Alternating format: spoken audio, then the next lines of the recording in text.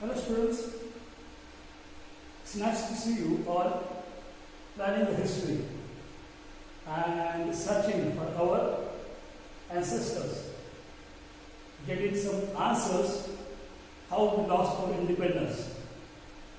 You can see that the independence was not lost over a day. It's a very gradual process. Nobody could understand that we are losing our independence. Last period we have seen from the tactics used by British East India Company to gain control over Indian territories. We have seen subsidiary alliances. Through subsidiary alliances, Indian ruler lost their independence from the foreign policies. They lost their own armies and they had to keep the British army, willingly or unwillingly. And we also see the doctrine of lapse, in which it was a tactic devised to take over the Indian territories. The Indian states which could not produce made higher were taken by the British East India Company. And I don't find any logic behind that. Initially, or if you go back in the history, there are many cases where the king has appointed not his son but other person as his heir. In epics, Mahabharata, we have seen that various kings has appointed their brothers and other peoples as their heirs. Here, that selection of heir was not kept to the Indian ruler, and if Indian ruler fails to produce a male heir, then that state would have been lapsed. That's another tactic used by the British East India Company to gain power over more territory.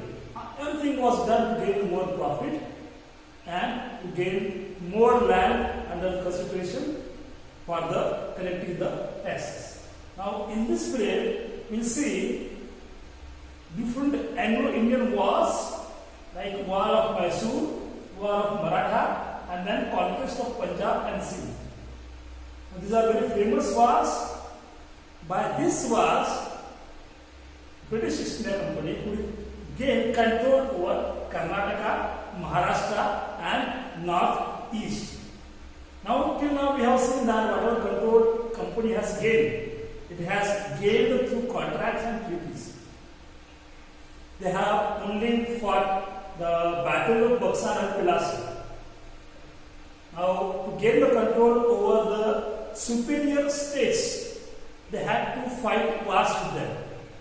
First was the War of Mysore. Mysore is a state which is presently situated towards the Karnataka side. Now, Wadiyas were the king of Mysore. The father of Tipu Sultan, that's Hyder Ali, was commanding chief of Wadiyas. He ousted Wadiyas and Hyder Ali became king of Mysore. And then started conflict between the Mysore and British East India Company. Now, Tipu Sultan or Mysore state fought some help from the French. And this man, Tipu Sultan, was a great in military tactics. He has made the first indigenously made rocket. So he used rocket against the Britishers. So he was innovative, he was a scientific, but he could not rule for many years due to those Anglo-Mysorean wars. The series of 4 wars were fought between British East India Company and Mysore state. Those are called as Anglo-Mysore War. Now between the British East India Company and the Kingdom of Mysore, those 4 wars were fought. 3 wars were resulted in sanctioning of treaties. Tipu also lost their sons in first 3 wars. They were kept as a mortgage towards the British East India Company so that he will not attain of freedom. But in fourth Anglo-Mysorean War, the Tipu Sultan was killed, so that yielded a result. Fourth Anglo-Mysorean War yielded a result, which resulted in overthrow of House of Hyder Ali and Tipu Sultan. So at Srirangapatnam, Tipu Sultan died fighting with the Britishers. That's why he is called as a tiger of Mysore. He is considered as first patriot to fight against the Britishers, and he sacrificed his life by protecting the Srirangapatnam fort. This resulted in the dismantle of Mysore and the benefit of British East India Company. Now later on, British East India Company kept a minor person from Vadya family as a king of Mysore, and Mysore province was kept as such. So then Mysore also entered in the subsidiary alliance with the Britishers. Like in that, the Vadyas will be only king for the name. Vadyas will have to keep the army of the British East India Company.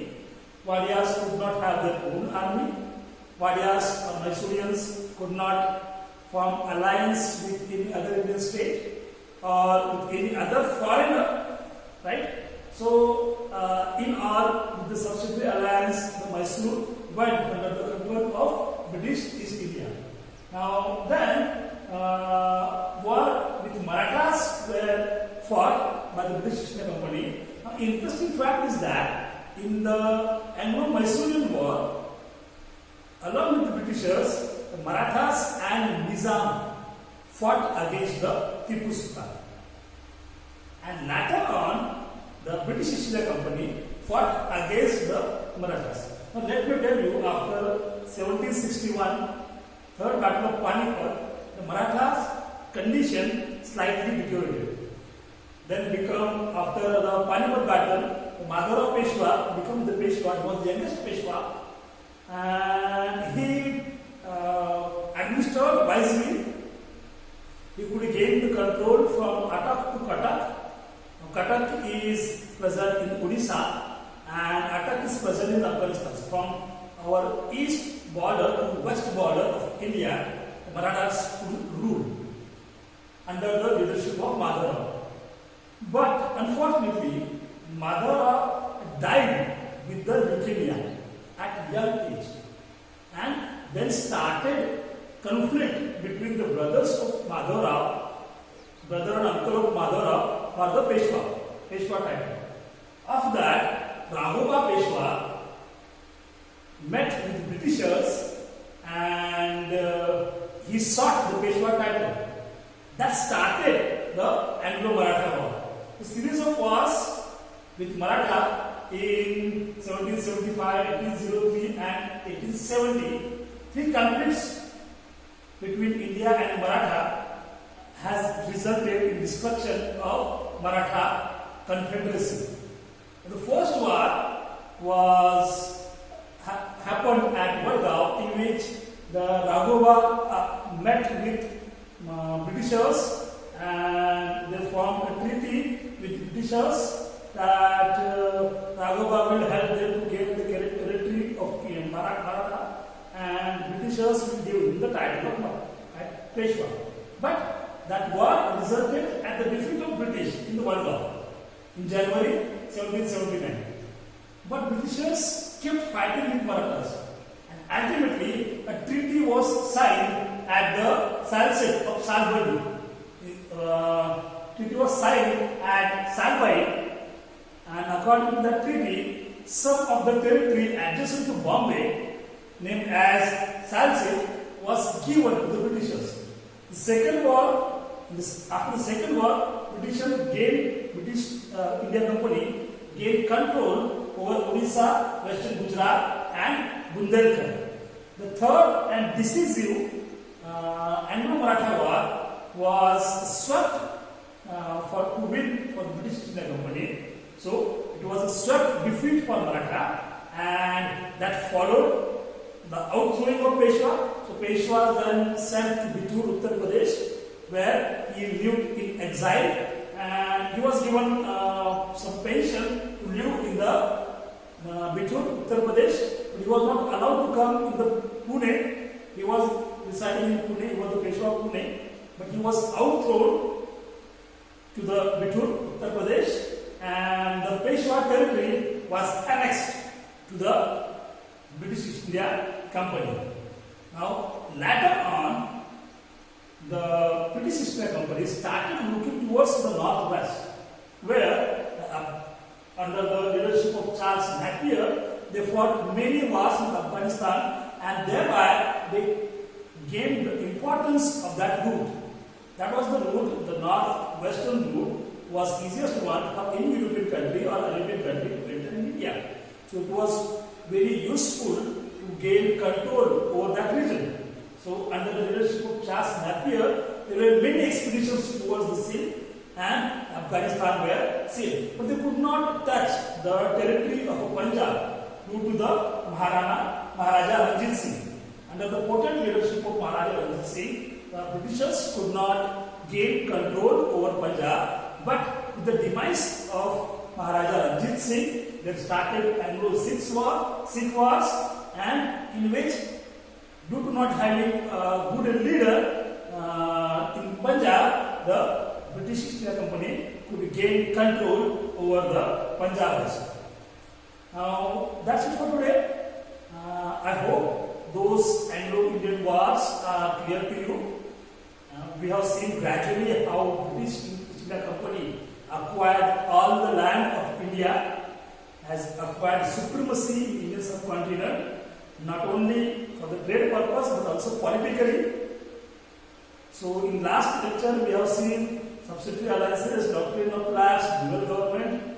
It was, say, on paper fight, political fight by the Britishers, and in this lecture we have seen Anglo-Indian wars, in which 4 wars of with Mysore, in which Hyder Ali and Tipu Sultan led Indian side, but both of them were defeated. The final defeat was at Srirangapatnam, in which Tipu Sultan was killed, and Wadiyar's, a minor son of Wadiyar, was elected as the king of Mysore. After that, Mysore went under the subsidiary alliance of British East India Company. In the second slide, we have seen that the Anglo-Maratha War led the conflict between Marathas and British East India Company, and in 1880, the last Peshwa, Peshwa Bajirao II, was sent exile in Bithur, Uttar Pradesh, where on some pension he was kept, and the Peshwa territory was annexed to the British territory. Lastly, the British focused on northwestern routes, and they, after the demise of Maharaja Ranjit Singh, they took over the Punjab. So that's it for today. So let's meet in the next period. Till then, stay safe. Thank you.